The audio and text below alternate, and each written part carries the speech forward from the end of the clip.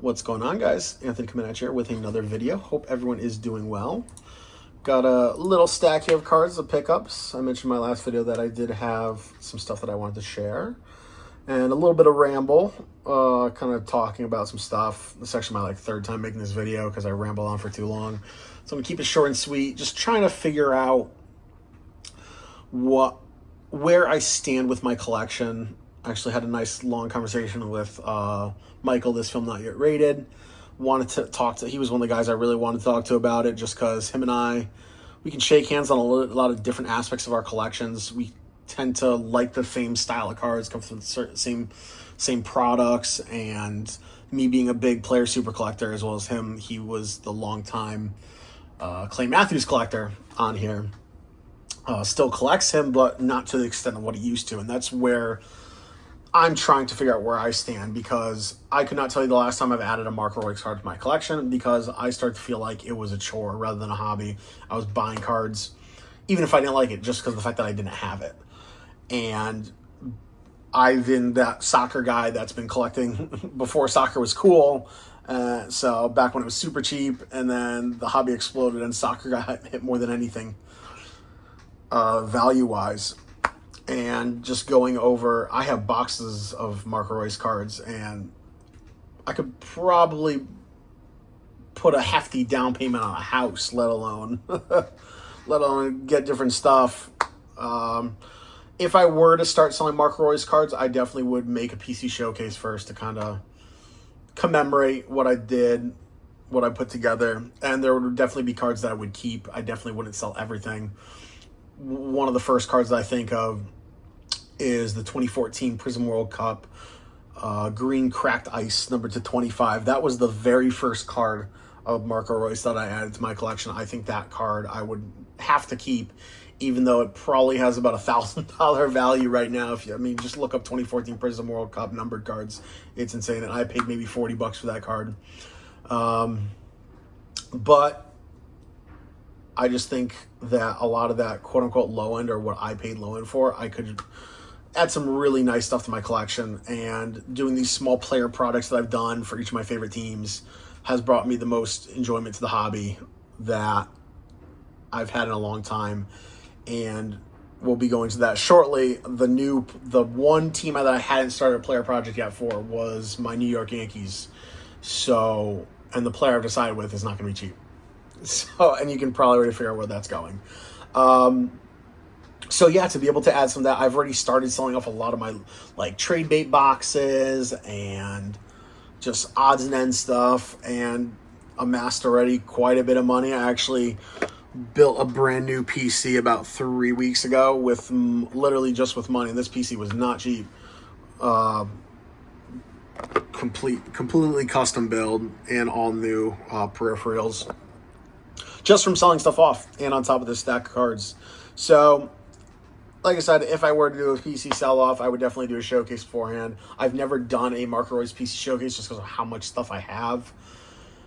So, yeah, let's just quit the rambling and show off some cards. First off is a racing card, something that I definitely don't pick up often. I think I've said that once or twice ever in my 15 years of being on YouTube, something like that. But I picked up some cards of this guy years and years ago. Never went too crazy, but just wanted to own a couple cards of his. Him and I actually grew up together. It's my dad's best friend's son. And when he made it to, got a contract off from NASCAR, picked up his, Prism rookie cards.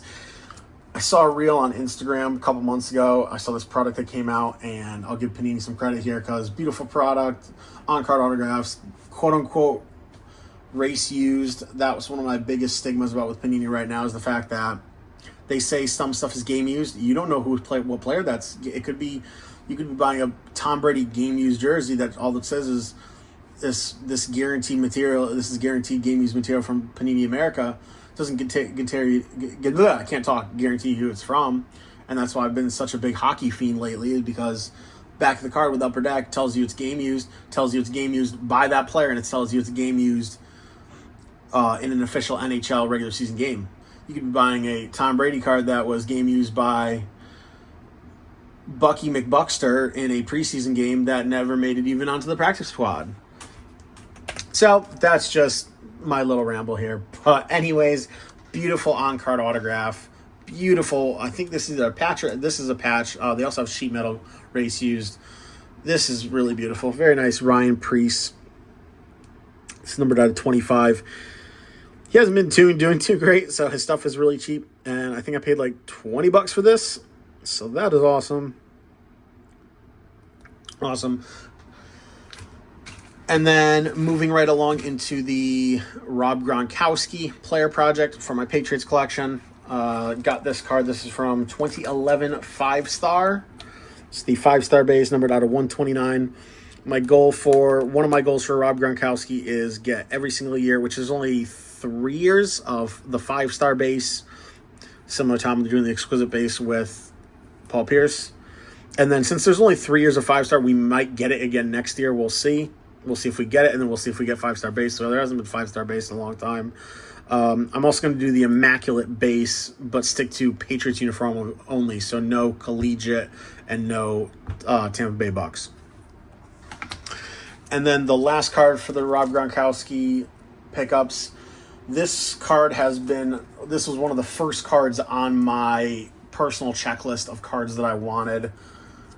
Basically, if I was able to obtain this, I would go for the rainbow minus the 1/1. If the 1/1 ever pops up, yes, I would go for it. Would I be able to afford it is another story. I would definitely set like a price of how much I'd be willing to spend. But similar to how I'm doing the 2016-17 Select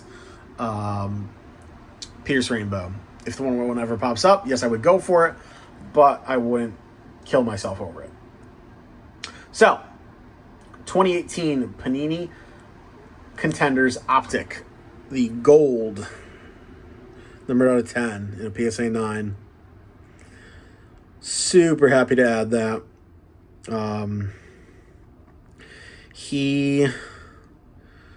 This card was listed on a very high buy now best offer probably over a year ago before I even started to do the project. Never sold. Ended up on auction. I won it for about a third of my max bid. I was shocked to see how low it sold for, especially with the state of the hobby right now. I'm ecstatic to add that to the PC. And the last card is definitely a Grail Worthy edition. Had to move. I moved a bunch of stuff, was selling.